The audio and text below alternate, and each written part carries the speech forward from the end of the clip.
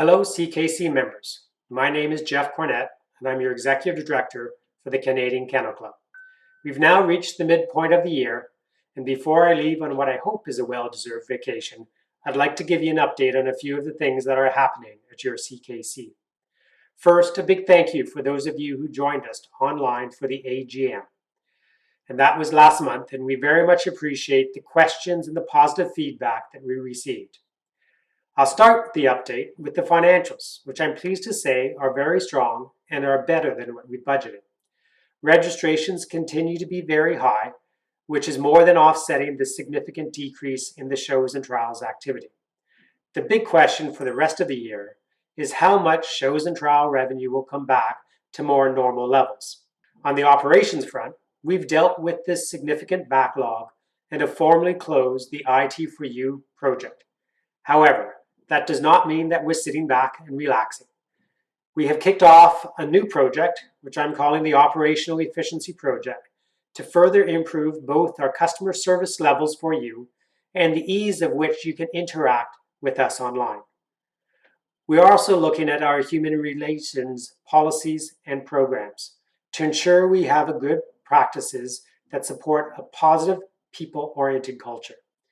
Included in this project is what I call the future of work, and includes what our office policies will look like when COVID restrictions lift and we can entertain what life looks like when we can leave our home offices.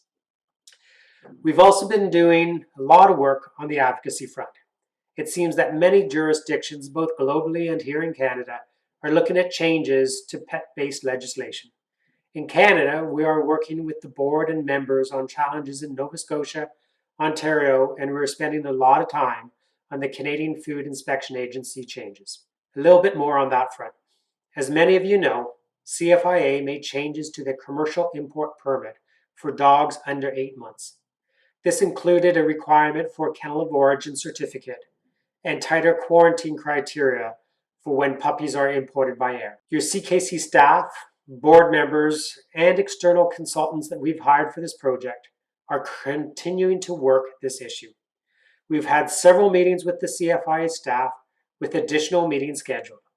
I am confident that the CFIA staff both understand and respect our position that these changes will impact legitimate breeders. At our last meeting, they offered our members a derogation process, which would allow the easing of certain criteria on a case-by-case basis. However, the criteria and process for this derogation is still not clear. We have strongly pushed back and have communicated that this is not a long-term solution.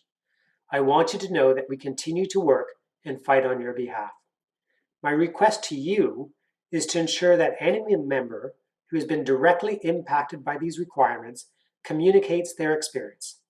In the email with this video is an email address for the CFIA so you can tell your story and help us advocate on your behalf.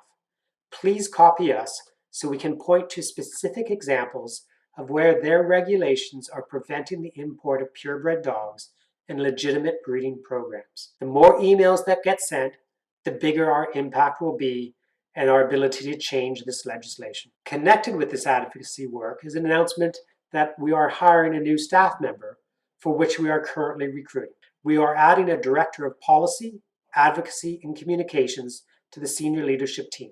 If you know anyone who has 10 plus years in their career experience in dealing with policy issues, dealing with governments, and has worked in a communications team, please send them to our website to review the job description. And with that, I'll leave you. I'd like to thank you for all of your support of the CKC and our important mission. I hope everyone is able to enjoy the summer with your family, friends, and your dogs.